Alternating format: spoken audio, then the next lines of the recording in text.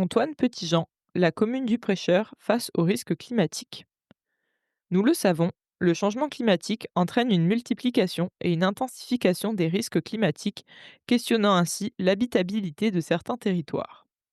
Si, en France métropolitaine, cette question se pose encore peu à court terme, ce n'est pas le cas des territoires d'outre-mer, comme Mayotte, qui a subi le passage de l'ouragan Chido, ou la commune du Prêcheur en Martinique, qui doit faire face à de nombreux risques climatiques imminents.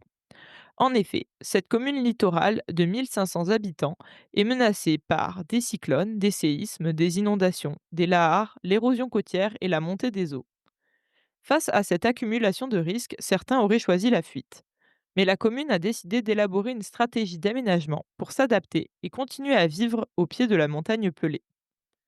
Pour en savoir plus sur ce projet, Sylvain rencontre aujourd'hui Antoine Petitjean, architecte urbaniste associé de l'atelier Philippe Madec, qui travaille avec la commune du Prêcheur. Dans cet épisode, Antoine présente la situation de la commune et raconte le projet de revitalisation et d'adaptation de la commune du Prêcheur à travers deux opérations pilotes, un projet d'habitat renouvelé et celui d'une école refuge. Je suis Camille Tabar, urbaniste à Dixit.net. Bienvenue sur notre podcast qui donne la parole à celles et ceux qui font la ville. Abonnez-vous à notre newsletter et retrouvez toutes nos publications sur Dixit.net. Et bonne écoute! Une ville en pleine expansion. Les transitions à mener s'accumulent, l'énergie, l'agriculture, les mobilités. Monsieur l'administrateur délégué, vous êtes chargé de l'attribution et de la répartition des logements. Comment la situation se présente-t-elle? C'est une contribution au débat sur l'artificialisation des sols et les questions d'étalement urbain. On a privilégié la machine, la matière et l'énergie par rapport à l'être humain. C'est pour ça qu'on ne recycle pas bien les téléphones. And perhaps the defining trend of the 21st century is population growth. On a une responsabilité sur l'épuisement des ressources et une responsabilité sur la perte de biodiversité. Chaque échec va permettre la prochaine fois de faire mieux et chaque échec est autant instructif qu'un succès. Des projets d'urbanisme qui sont indispensables du fait d'une circulation toujours plus intense. Ce plan est un plan que le public n'a peut-être voulu voir. Il s'agit du plan de sauvegarde dedans. Si on est une grande part du problème, on est forcément une grande part de la solution. On va peut-être couler moins de béton et miser plus sur l'intelligence et finalement changer de matière grise.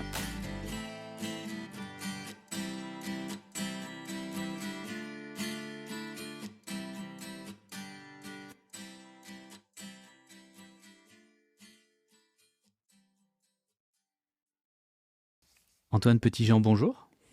Bonjour Sylvain. Antoine, tu es architecte urbaniste et associé de l'atelier Madec. Donc tu mènes beaucoup de projets, pour le coup, un peu partout, avec une approche intéressante et qui m'intéressait particulièrement sur le travail qu'actuellement l'atelier mène avec vos partenaires dans la commune du Prêcheur, en Martinique, avec une opération qui tourne à la fois autour d'une forme d'habitat renouvelé, mais aussi d'une école refuge. Mais peut-être avant qu'on rentre dans le projet, avant qu'on rentre dans votre démarche, peut-être que tu pourrais nous parler du lieu, cette commune du Prêcheur, qui est menacée à bien des égards, et qui aujourd'hui se questionne.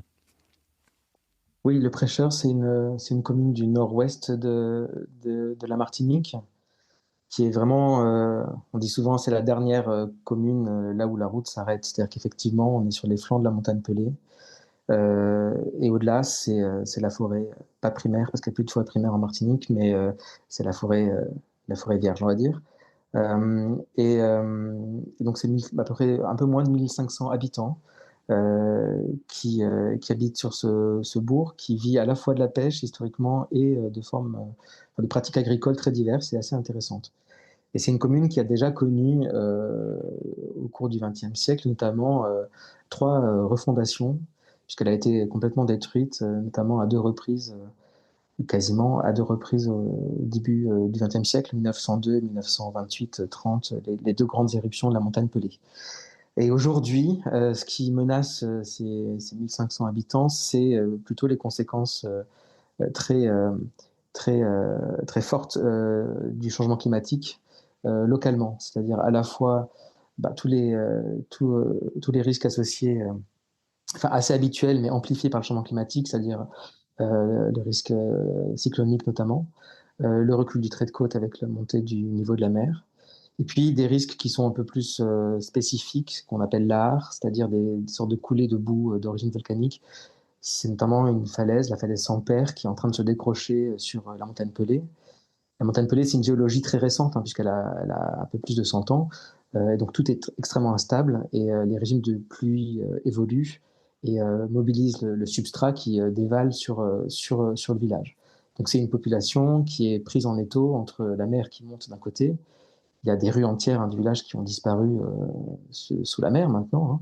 Le littoral ne ressemble pas du tout à ce qu'il était il y a encore 40 ans. Et donc pris en étau entre ça et le volcan qui est extrêmement menaçant et qui génère des mouvements de terrain extrêmement destructeurs et dangereux. Donc là, on est en train de parler à la fois de risques existants et historiques, notamment le risque cyclonique ou le risque associé au volcan, amplifié par le réchauffement climatique, mais on est bel et bien sur des risques imminents. On n'est pas en train de faire une prospective 2050, Non, on est sur etc. on est sur des risques imminents. Les LAR, par exemple, alors, on ne sait pas exactement encore bien pourquoi le BRGM étudie ça. Il y a une récurrence à peu près tous les 10 ans de séries de l'art extrêmement destructeurs. La dernière, c'était en 2018, et c'est ce qui a marqué le début de notre étude à nous, de notre travail, parce que ça a été une nouvelle prise de conscience de la nécessité d'agir rapidement. Mais ce sont des risques qui s'expriment déjà actuellement sur le bourg. Le dernier cyclone en date, c'était le 5 juillet 2024, et c'était Beryl qui a détruit pas mal de portions du littoral, des enrochements protecteurs, des morceaux de route et 5 logements avec des familles qui sont retrouvées à la rue. Donc on est vraiment sur effectivement la situation concrète. Je dis souvent que c'est une situation qui est anticipatrice de ce que nos climats plus tempérés sont en train de connaître. Moi, je viens des Alpes-Maritimes. Une partie de ma famille vient des vallées maralpines qui ont été touchées par la tempête Alex en 2020. C'est des tempêtes qui s'apparentent à des tempêtes de force, d'intensité et de localisation tropicale, d'intensité tropicale sur des endroits très localisés. Et voilà, donc c'est des choses qui sont concrètes, qui nous paraissent lointaines, mais qui sont déjà aussi en train d'arriver dans le climat plus tempéré. C'est justement un peu la démarche là, de cet échange. C'est déjà s'intéresser à ce qui se passe aux prêcheurs, et on le verra, ce qui ne se passe pas aussi, mais aussi ce qu'on en apprend. Ce qu'on en apprend pour la vallée de la Roya, et puis aussi ce qu'on apprend de la vallée de la Roya pour le reste du territoire. C'est-à-dire, qu'est-ce qu'on peut semer à partir de ces territoires qui sont d'ores et déjà en première ligne. Alors, tu le disais, 2018, vous arrivez à ce moment-là. Alors, c'est une démarche de projet qui est née bien avant. Des initiatives locales, une attention de l'État, etc. Peut-être qu'on peut remonter le fil de ces réflexions, c'est-à-dire un territoire à risque, mais de là aller jusqu'à mobiliser des équipes. Oui, Comment ça s'est passé à faire, effectivement, des études. Tout début, pour ce que j'en sais, c'était l'initiative Imaginer le littoral de demain, qui était une initiative du ministère de l'écologie, je ne sais plus son nom de l'époque. Ça change. Et ça change souvent. Voilà, et le prêcheur était une des communes où il y avait l'expérimentation au sein de ce programme-là. Ensuite, ça a migré au sein d'un DSA de l'école d'architecture de Marne-la-Vallée, où il y a eu plusieurs diplômes, travaux d'étudiants associés à cette question-là d'imaginer le littoral de demain aux prêcheurs. Donc ça a continué d'enrichir le corpus d'études et de visions sur le territoire, jusqu'à ce que le PUCA prenne le relais.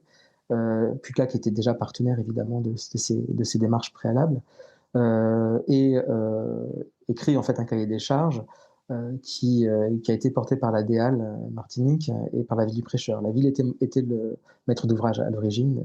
Les financements venaient principalement de l'État via la DEAL. Donc nous, c'était une étude qui avait pour vocation d'essayer de justement préparer le terrain pour passer à l'acte à partir d'un corpus d'études préalables assez étoffé, même si très hétérogène, entre des initiatives un peu génériques, des travaux d'étudiants, des travaux beaucoup plus pointus, spécialisés comme ceux du BRGM sur l'instabilité du littoral. Bon, il fallait faire la synthèse, il fallait en dégager des lignes d'action pour répondre aux besoins urgents. Et ce qui était intéressant dans la façon que le PUCA a eu d'écrire ce marché, moi je dis souvent que c'est un des marchés qui était écrit vraiment de la manière la plus intelligente pour nous en tant qu'urbanistes en tout cas, C'était une façon très claire d'articuler la grande échelle, à la fois spatiale et temporelle, un plan stratégique de refondation. Alors ça ne s'appelait pas comme ça, on l'a appelé comme ça plus tard, mais de recomposition spatiale du territoire dans son ensemble au jour des risques identifiés, sachant que malgré tout, il y avait pas mal d'inconnus sur les risques et la temporalité des risques qu'on prenait en compte, et en même temps des projets pilotes très ciblés, à la fois sur le logement et sur des équipements, en l'occurrence une école qui devait aussi servir de refuge d'hébergement d'urgence. Donc ces deux projets pilotes-là qui ont toujours en fait pour objet de mettre en place des solutions de court terme par rapport aux besoins des habitants.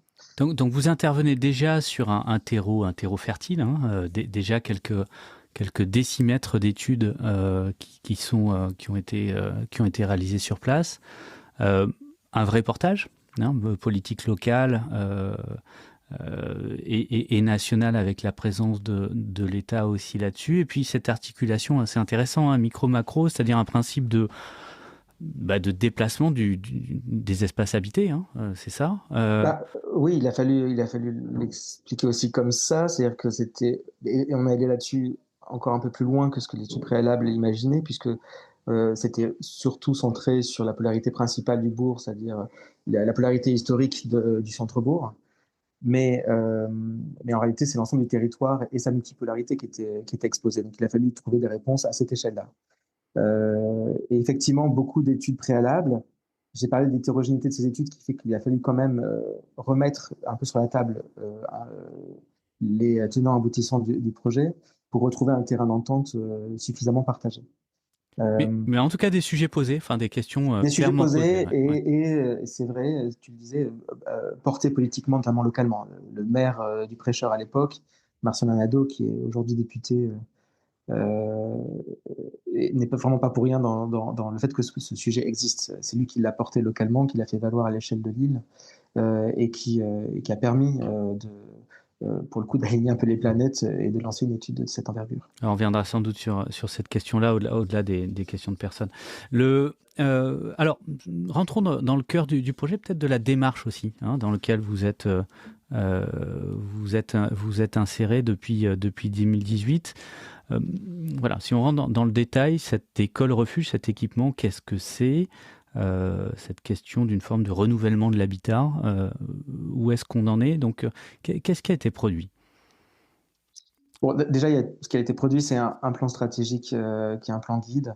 Et je le mentionne parce que c'est un peu quand même l'alpha et l'oméga de l'ensemble des projets. Et c'est ce qui donne aussi leur proportion et leur raison d'être aux autres projets d'échelle moindre. Et je le dis parce que ce plan guide, ça a été le gros du travail sur les 2 premières années de notre présence sur le territoire. Et c'est vraiment un travail de coproduction d'un document de réorganisation collective qui a été négocié. Alors on a eu plein d'interfaces de négociations avec les agriculteurs, notamment avec les enfants, etc. Au-delà de ça, les 2 projets, l'école refuge. L'école refuge, c'est à la fois simple et assez complexe à mettre en œuvre. C'est un groupe scolaire qui est là pour remplacer l'actuel groupe scolaire qui compte à peu près 150 enfants et qui doit être reconstruit au titre du plan anti-séisme, c'est-à-dire il n'est juste pas parasismique, au-delà de tous les autres risques qu'on a abordés. L'idée était d'en faire pas seulement un groupe scolaire, mais une sorte de commun absolument multifonctionnel, avec une vocation très particulière qui est celle de l'hébergement d'urgence en cas de catastrophe naturelle massive, cyclone, grand tremblement de terre ou lahar massif qui aurait touché beaucoup d'habitants d'un coup. Donc tout le travail là-dessus, ça a été de mettre au point un programme et de lancer une consultation, un concours de maîtrise d'œuvre sur base d'un programme assez spécifique qui a réussi à faire une sorte de réversibilité du bâtiment dans ses locaux et de changer une salle de classe, par exemple, en unité d'accueil pour l'hébergement de X familles. Donc tout le programme du groupe scolaire a été passé au crible de cette exigence d'hébergement, le tout avec des moyens techniques et des complexités techniques réelles et des moyens financiers qui ne sont pas infinis pour obtenir un équipement qui avait cette valeur-là. Et les élus ont aussi affirmé l'idée que ce n'était pas uniquement une bouée de sauvetage, ça devait être aussi un haut lieu de la commune, et donc se sont greffées des fonctions plus communautaires, comme une maison de la parentalité, des espaces dédiés à la relation parent-enfant. C'est une société quand même qui est quand même relativement fragilisée, hein. Il y a beaucoup de couples monoparentaux, une démographie qui est aussi assez vieillissante, donc il faut répondre à ce volet-là plutôt humain et social. Et en même temps, une médiathèque qui répond aux besoins de la commune aussi. Donc, une sorte de petit centre culturel ouvert sur le quartier. Cette école, en plus, on a décidé de l'installer au sein d'un des quartiers sociaux qui avait été réalisé au début des années 2000, qui était qui regroupe beaucoup de logements construits selon des standards qui ne sont pas forcément ceux qu'on peut attendre par rapport à ce climat et par rapport à ces contraintes. Donc, c'était aussi une sorte de mini-projet de renouvellement urbain. Tout en répondant à ces besoins scolaires et de résilience par rapport au risque. Alors, Sur les logements... alors peut-être qu'on reste un petit peu sur cet équipement, parce que c'est quand même assez original, hein. Alors l'école, c'est l'espace de la proximité, hein. C'est le premier des équipements publics, et finalement... l'idée que ce soit aussi un lieu refuge, ou en tout cas le premier lieu de la résilience, est pas complètement nouveau. Sauf que là, on vient quand même accumuler un certain nombre de contraintes techniques, hein. Quand on dit refuge, là, c'est à la fois encaisser le choc, hein, que ce soit le cyclone, l'éboulement, etc., etc. Donc des enjeux techniques là qui sont importants, mais aussi tenir l'après. Hein, avec cette logique d'hébergement. Hein. Donc là, tenir dans le temps, c'est pas tout à fait les mêmes enjeux, etc. Et on rajoute d'autres fonctions qui sont des fonctions de proximité, des fonctions sociales, tu disais, lieux communautaires, médiathèques, etc. etc. Ça peut faire assez élégamment, dans pas mal de territoires, ça peut donner lieu à plusieurs refuges, plusieurs équipements publics. Là, c'est un seul et même. Question, est-ce que ça passe en fait, parce qu'on a donc des usages différents, mais des temporalités différentes aussi. C'est possible à l'usage, ça se spatialise bien, tout ça. On arrive à transformer le programme en plan. Oui, on a eu un concours de maîtrise d'œuvre, on a eu 4 propositions, un lauréat qui est assez intéressant, Tecton Architecte. On y arrive bien sûr. En cas de grande catastrophe naturelle, c'est l'ensemble du groupe scolaire qui mute en hébergement d'urgence et il n'y a plus de fonction scolaire dans ce cas-là, puisqu'on est dans une réversibilité totale. Après, ce qui était intéressant dans le travail qu'on a fait, y compris au titre du programme technique détaillé, hein, on est rentré dans ce détail-là, c'était les différentes temporalités de retour à la normale. Parce qu'on sait qu'après une catastrophe de cette ampleur, le retour à la normale est extrêmement important pour pas rester sur le trauma. On le voit très bien à Mayotte. Plus avoir d'école, c'est catastrophique parce que rien ne revient à la normale jamais. Mais énormément de temps à revenir à la normale. Donc il y a une école sur 2 niveaux, partiellement indépendants, avec des espaces d'interface, en se disant au début c'est peut-être si on a vraiment besoin des 200 places d'hébergement dans l'ensemble de l'école qui est mobilisée. Mais si on arrive à libérer un plateau, on peut recommencer à faire école d'un côté et garder l'hébergement de l'autre. Il y a de la solidarité entre quartiers et intergénérationnels qui opèrent. Et on retrouve finalement tous les mécanismes humains qui sont à l'œuvre dans le bourg, mais au sein de cet équipement. Donc oui, on y arrive. C'est pas tout à fait simple. Les architectes ont beaucoup de travail, mais on a quand même fait des faisabilités quand même architecturales très poussées pour montrer que c'était faisable. Surtout qu'on est sur des fonciers qui sont complexes, avec des topographies très très complexes, une instabilité du sous-sol, des sols pas très bonne qualité.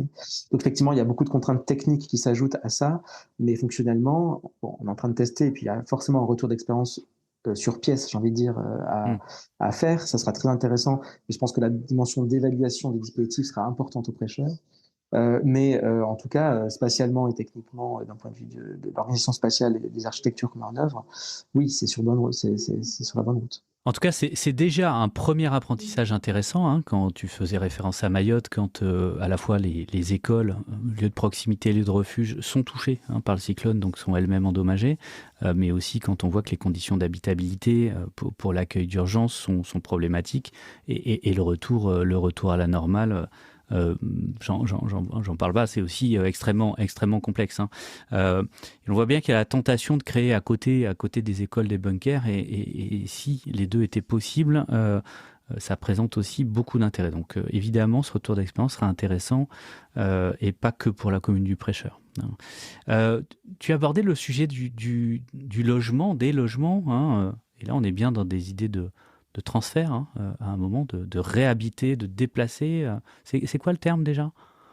On ne parle pas de déplacement parce qu'il y a une dimension extérieure au territoire qui fait forcément peur et qui n'est pas la réalité non plus du projet, parce qu'il n'y a pas d'outil de relogement massif des Préchotins. C'est pas comme ça que ça se passe. Nous, on parle... Alors, il y a un programme qui a été aussi lancé via un concours d'idées par le PUCA en 2019 qui s'appelle OFROM, c'est un acronyme, on sait bien les faire, Opération d'habitat renouvelé en Outre-mer. Ça comprenait l'idée de réplicabilité et de retour d'expérience pour la condition tropicale, on va dire, au sens très général du terme. Donc, comment est-ce qu'on peut apprendre du prêcheur pour être utile à d'autres territoires, en Martinique, dans l'arc caribéen, puis ailleurs. Donc ça, c'est une question de comment est-ce qu'on met en place de nouveaux prototypes de logements, à la fois de nouvelles typologies de logements qui correspondent aux attentes des habitants. Il y avait une dimension de rendre aussi attractif, en quelque sorte, le fait de se déplacer, de quitter le littoral pour aller sur les mornes. Les habitants disent toujours, maintenant, on quitte le bleu pour aller dans le vert. Le vert, ça fait 50, 60 ans qu'on l'a quitté. Hein. Les populations se sont concentrées sur le littoral à l'après-guerre, on va dire. Non, il faut réapprendre à habiter sur les hauteurs, ce qui était en fait l'inscription d'origine. Hein. Les Préchotins, il y avait toujours cette mobilité entre les mornes, l'intérieur des pentes du volcan et puis le littoral. Il y avait une saisonnalité en fonction des courants, de la pêche et de l'agriculture. Donc il faut retrouver ça. Donc il faut rendre attractif ça donc, par des typologies et aussi en activant, c'était le principe de ce mécanisme OFROM, en activant des filières biosourcées, géosourcées et locales. C'était l'objectif. Donc il y a eu un concours d'idées. Nous, ce qu'on a fait pour poser les bases de ce concours d'idées en tant qu'urbaniste, c'est qu'on a réalisé ce qu'on appelait la classe des modes de vie. C'est-à-dire qu'on est allé à l'invitation des Préchotins qui étaient volontaires, visiter, décrire et dessiner, avec les outils, pour le coup de l'architecture, des logements autoconstruits. Qui ont sédimenté pendant des décennies des ajustements et des modifications, des transformations. Dessiner l'existant. Hein, l'existant. On dessine l'existant à l'invitation des habitants. On était au sein de l'équipe des socio-anthropologues qui ont fait des verbatims et des relevés photographiques de comment ces logements s'étaient transformés dans le temps, pourquoi ils étaient nécessaires, des choses toutes simples des fois, hein, le double foyer, la cuisine intérieure, la cuisine extérieure, les doubles entrées. Enfin, à la fois la question fonctionnelle et symbolique dans le logement, enfin, ce qui fait l'attachement en fait à son logement, la qualité aussi d'usage du logement, pour qu'on puisse les retranscrire nous dans des cahiers des charges type logements sociaux en réalité. Et c'est ce qu'on a fait par cet atlas-là. Donc, on a dessiné un certain nombre de logements comme ça. Ça donnait lieu à une exposition, à des débats avec les Préchotins. Et c'était très intéressant parce que c'est comme ça que collectivement aussi, on a dit voilà, ce qui fait la qualité de logement, c'est tel ou tel aspect, par exemple un double foyer, dont un foyer extérieur pour faire la cuisine dehors. Il faut absolument ça. Bon, donc on a pu arbitrer et ça a donné un cahier de prescription sur lequel les architectes qui ont été retenus à concourir dans ce concours d'idées ont pu travailler. Et on avait fait aussi un travail d'inscription plutôt territoriale en choisissant 3 sites. Je parlais de la multipolarité tout à l'heure du bourg. L'idée, c'était de se dire on ne va pas se concentrer à proximité immédiate du bourg qui est le plus exposé. On va reconnaître la dimension très vaste de ce territoire et habiter un peu en toutes ses parties. Et à l'époque, on avait proposé sur 3 accroches historiques existantes, 3 développements urbains qui permettaient d'accueillir ces nouvelles typologies de logements. Et donc c'est sur ça que les architectes ont travaillé en proposant donc des filières biosourcées et géosourcées locales. Donc il y a eu 4 lauréats. Un premier qui proposait d'utiliser la pierre des lahards, donc transformer la menace en opportunité, hein, avec des sortes de gabions en fait, hein, des murs de pierre confinés pour faire de la maçonnerie, plus des structures en acier métallique très légères en superstructure. Un deuxième groupement qui proposait d'utiliser et d'activer la filière bambou martiniquaise. Un troisième qui proposait plutôt d'utiliser sur des ossatures bois tridimensionnels très simples avec des assemblages parasismiques, des panneaux d'isolant qui utilisent la bagasse, donc c'est le sous-produit de la canne à sucre une fois qu'elle est broyée, voire la sargasse associée à la terre crue. Puis un quatrième groupement. La sargasse, donc ça c'est une algue. La sargasse qui sont les algues, qui sont un vrai fléau sur la côte plutôt est de la Martinique, parce qu'elles viennent se décomposer, elles échouent, et elles se décomposent et elles dégagent des gaz toxiques en fait sur la côte. Et le dernier qui était là plutôt en postulant l'activation d'une filière terre crue à l'échelle de la Martinique. Donc ces 4 projets ont été retenus parce qu'ils permettaient de balayer un peu tout l'éventail des matériaux bio et géosourcés et locaux. Et ils sont tous l'objet d'ATEX en cours de développement, donc avec le CSTB aujourd'hui. Alors d'ATEX, voilà, d'ATEX, on va préciser. Donc, on est sur des matériaux qui ne sont pas normalisés, hein, et donc ils doivent bénéficier d'agréments spécifiques. On est sur de l'expérimental en fait. On est sur l'expérimental, ce sont des dispositifs et des techniques constructives qui ne sont pas assurables en l'état, parce qu'il n'y a pas de DTU associé. Donc en fait, il faut produire des tests grandeur nature en fonction de ce que le CSTB, qui est l'institution en charge de la vérification de la conformité de ces dispositifs dits non traditionnels de construction. Donc, il faut faire Qui des souvent d'ailleurs expérimentations sont traditionnels, mais qui voilà. souvent sont traditionnels, mais sont réputés non traditionnels. Enfin, c'est la modernité qui est Oui, qui traditionnelle. sont non industrialisés en fait. Exactement. Oui. Bon, bref. Et donc, il faut faire reconnaître la validité de ces dispositifs par des calculs, par des tests quant en nature, de tenue au feu, de tenue parasismique, etc., en fonction des filières. Et on est dans ce travail-là très complexe, très long et très coûteux aussi. Ça coûte très cher. Ça coûte presque aussi cher de construire la maison que de vérifier sa conformité selon les règles du CSTB. C'est une question qui est ouverte. C'est une question qui est ouverte aujourd'hui par rapport à la nécessaire rapidité d'intervention sur ces territoires, même si c'est tout à fait vertueux d'avoir des acteurs comme le CSTB pour s'assurer de la solidité des constructions qu'on met en œuvre, évidemment. Oui, donc on explore des filières, on explore des programmes, des modes constructifs, etc., etc. On va loin, mais de fait aujourd'hui, il n'y a pas de transformation concrète localement. À mon grand regret, non. Les dossiers, alors les permis de construire ont été accordés et purgés pour l'ensemble des prototypes de logements. Une ministre d'un précédent gouvernement, mais c'était il y a un an, c'est pas si longtemps que ça, mais est venue poser une première pierre. Mais on a des difficultés de partage, on a des difficultés de financement. Enfin, sur le plan technique, tout est assez avancé. C'est vrai que la question de la vérification et de l'obtention de ces ATEX pour les filières de construction n'est pas évidente. Ça, c'est une question. Le demande d'expérimentation est élevé, coûte extrêmement cher, donc ça pose des questions aussi de financement et de portage par les maîtres d'ouvrage. On est sur des terrains qui ne sont pas forcément sécurisants pour les acteurs. Donc là, c'est Ozanam, qui est le bailleur social, qui aura en charge la réalisation de ces prototypes, avec l'agence des 50 pages géométriques qui a porté la maîtrise d'ouvrage pour les phases d'études. Donc on est quand même sur des choses qui sont difficiles à porter, qui ne sont pas forcément rassurantes pour les maîtres d'ouvrage parce qu'elles sont atypiques, mais qui pour autant correspondent à 6 ans de développement de projet. Et une validation aussi locale par les habitants. Il a fallu convaincre les habitants qu'une maison en bambou était solide au cyclone. Vous voyez, par exemple, c'était pas évident et pas tout à fait intuitif de se dire bon, on peut aller habiter là en toute sécurité. Et c'est aussi pour ça que toutes les étapes de coproduction et de discussion et d'explication et d'écoute des habitants étaient aussi cruciales par rapport à ce processus. Oui, c'est important parce que c'est pas l'ambition ou la qualité du développement du projet qui fait qu'il prend forme, qui prend forme réelle et construite. C'est bel et bien si on arrive à aligner toutes les conditions. Alors on le voit, là on a des complexités. On n'a pas parlé des complexités techniques, topographiques, le sol, mais aussi les choix de filières qu'il faut développer, qui sont pas là, qu'il faut inventer. Ça fait beaucoup d'innovations finalement au même moment. Et puis aussi un cadre de portage qui est complexe. C'est peut-être pas des très gros objets, mais c'est quand même des objets importants qu'il faut construire avec une capacité à faire, à piloter tout ça qui est pas complètement évidente.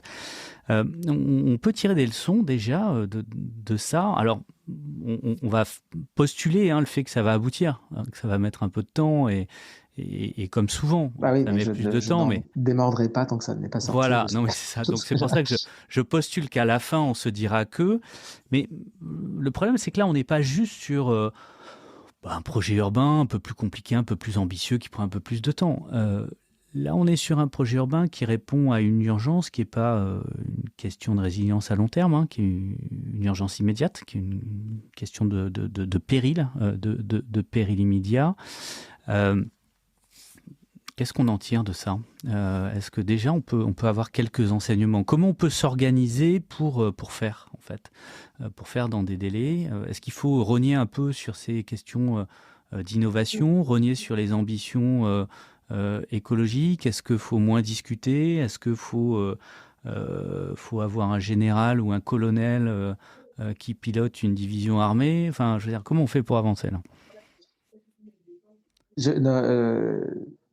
Évidemment, tout ce que je viens de dire, a priori, c'est des bêtises. La réponse est non, évidemment, mais je peux laisser planer le doute. Mais non, il ne faut pas de colonel Georges Jolin pour reconstruire le bourg du prêcheur. En tout cas, ce qu'il faut, ce qui est certain, c'est qu'il faut un portage qui n'est pas qu'un portage technique, qui est aussi un portage politique. En fait, c'est une expérimentation sur une alternative fondamentale de l'aménagement sur le territoire en réalité. L'ambition, elle est là, c'est-à-dire qu'on met en place une vision parfaitement alternative de ce que c'était que l'équipement jusqu'à présent. On n'est pas en train de construire des digues, des renforcements par enrochement de la route. On n'est plus dans cette logique de s'opposer en fait à quelque chose qui nous submerge, parce que l'ampleur des conséquences du changement climatique est telle qu'on sait qu'on ne va plus pouvoir utiliser ces outils. Donc la vision que le maire avait à l'origine, Marcel Monado, était justement de se dire c'est par la coproduction avec les habitants et c'est par l'intelligence collective et c'est par l'ambition environnementale qu'on va sortir par le haut de cette crise. Ça, il faut le garder parce que c'est toujours très valable, je pense. Et bon, alors, on est face à des vents contraires en ce moment. Et puis, ce qui se passe même à l'échelle globale nous montre que cette question de la nuance et du courage politique par rapport à l'engagement environnemental n'est pas forcément là. Mais on sait que c'est comme ça qu'on va réussir à avoir un développement. Ça a peut-être d'autant plus de sens, justement. Ça a d'autant plus de sens. Et c'est comme ça aussi qu'on sait qu'on est équitable par rapport à la préparation des territoires. Parce que on parle beaucoup des territoires littoraux dans l'Hexagone. C'est quand même beaucoup de résidences secondaires. Voilà, là, on est sur des personnes qui souvent ont autoconstruit leur maison, qui n'ont pas de titre de propriété sur la bande des 50 pages géométriques. On est en train de solder aussi un des héritages très malheureux de la période esclavagiste là-dessus. Donc, on est face à une population précaire qui a peu de moyens, peu d'outils. L'État ne peut pas régulariser des personnes sur des territoires qui sont désormais trop dangereux pour habiter. Bon, il y a des trous dans la raquette immenses, sur, ne serait-ce que maintenir un des fondements de la République, qui est l'équité de traitement de tous les citoyens sur les territoires. Hein. Pardon de revenir sur sans être trop grandiloquent, c'est quand même ça qui est en jeu. Donc la question de l'alternative a été bien posée, puisqu'il faut mettre en place des choses qui ne sont pas les outils habituels de l'aménagement sur ce territoire. Et donc justement, on peut s'en sortir en sortant par le haut, justement par l'ambition à la fois sociale, écologique et démocratique quelque part. Ce qu'il faut, alors souvent on me dit, mais il y a peut-être l'empilement administratif, vous pose problème. Non, moi je pense que c'est une richesse. J'ai toujours le mot de Patrick Bouchin qui dit s'il y a un millefeuille administratif en France, bah, c'est une richesse parce qu'on va d'une strate à l'autre et si on sait bien jouer et mettre tout le monde autour d'un projet, on y arrive. C'est vrai que c'est une richesse. La question, c'est que c'est une richesse à condition de mettre tout le monde dans une sorte de mouvement. Et ce mouvement-là, c'est le projet. C'est-à-dire, c'est de se dire, on n'est pas tous en train de juste apporter des validations ou des expertises extérieures au projet. On est tous partie prenante de ce projet et il faut le faire aboutir. Ça fonctionne quand il y a un élan et qu'il y a un élan aussi politique lancé sur ce projet-là. C'est pas sur le plan technique qu'on peine le plus aujourd'hui, c'est peut-être sur le fait qu'on n'a pas encore trouvé le bon acteur capable de porter cela. Moi, j'avais entreaperçu, c'est toujours le cas, hein, qu'avec les agences des 50 pages géométriques qui ont été créées pour régulariser les personnes sans titre sur la bande littorale, les agences sont en train de comprendre qu'elles sont en train de devenir finalement des aménageurs du changement climatique ou d'adaptation au changement climatique. Parce que c'est elles qui ont la main finalement, y compris sur le foncier, de la partie la plus exposée. Ça marche sur l'arc caribéen, peut-être ailleurs. Et je pense que... Mais ça se construit une culture d'aménageur et d'adaptation au changement climatique. Donc c'est balbutiant, on va dire. Oui, et puis enfin, on va rappeler aussi pour les auditeurs, puis on mettra le lien vers un autre podcast qu'on a fait sur le travail qui est fait par l'agence des 50 pas, mais de Guadeloupe pour le coup. On va rappeler un peu le rôle récent de ces agences qui elles-mêmes sont toutes neuves, qui est plutôt un rôle juridique, de sécurisation des titres, de légalisation finalement de la présence des uns et des autres, et qui se transforme en effet progressivement sur un rôle d'aménageur. Alors, je ne sais pas s'il est assumé par tout le monde, mais en tout cas, on voit bien là-dessus qu'on a besoin sans doute de portage politique, de projets qui finalement est le projet de tout le monde, et pas que le projet de certains, mais aussi en plein milieu une ingénierie de montage opérationnel, de portage et des gens qui souffrent vraiment dans la voile parce que ça avance pas tout seul, quoi. Ouais, il y a ça et une ingénierie de projet, c'est-à-dire pas une ingénierie normative qui sort des tableurs Excel dans tous les sens. Je prends un exemple, mais entre les différents niveaux de gouvernance, la communauté de communes, la commune elle-même, la DEAL, sur la question du logement, par exemple, aux prêcheurs, il y a plusieurs initiatives en parallèle qui ne communiquent pas forcément très bien les unes avec les autres et qui ne sont pas tout à fait alignées en termes de finalité. Par exemple, des opérations d'amélioration de l'habitat sur des logements qui sont à terme voués à être détruits parce que trop exposés au risque. Donc il y a des sortes comme ça d'incohérences qu'on peut comprendre par rapport à l'inertie de certaines procédures de projet, etc., mais qui, par rapport à la vitesse que nous impose le changement climatique ne doivent plus avoir lieu. Donc ça se résout quand on se met tous vraiment autour de la table, pardon de la simplicité du propos, mais elle est cruciale en fait, et qu'on a expliqué une vision. Cette vision-là, elle a l'appui des habitants qui sont les premiers concernés, puisque les changements sont drastiques en termes de mode de vie pour eux. Et une fois qu'on a ça, hop, on sait résoudre les paradoxes et éviter les doublons, par exemple. Mais on a du mal à expliquer ça, notamment là au prêcheur pour la suite. On est en train d'écrire, enfin l'agence 50 pas est en train d'écrire un cahier des charges pour une mission d'urbanisme coordonnateur. Et j'explique à quel point cette question de coordination est cruciale et quelle est l'ampleur de cette coordination. On ne peut pas avoir, par exemple, d'un côté, le parc naturel régional de la Martinique qui imagine construire une maison du parc marin avec un aquarium, qui est un projet qui me semble relativement on va dire très ambitieux, y compris d'un point de vue économique et de gestion, et ne pas être en capacité après 6 ans de sortir d'école. C'est un peu ce sujet-là qu'il faut quand même qu'on se mette.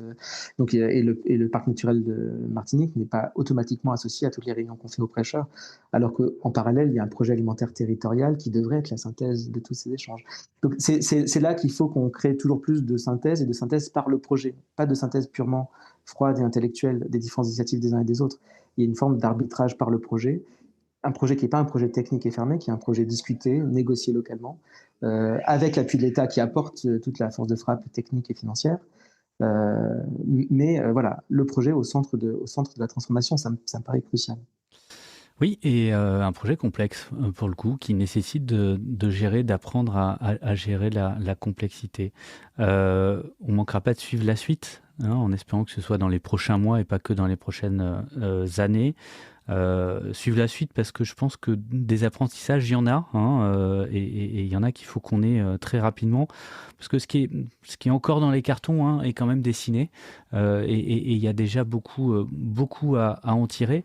On mettra un certain nombre de références, d'éléments d'illustration, notamment Antoine, dans les commentaires du podcast, mais peut-être que tu as des conseils ou un conseil de lecture ou autre pour aller plus loin sur ces sujets, ou en tout cas sur d'autres sujets qui t'inspirent dans tes réflexions actuelles et tes engagements actuels.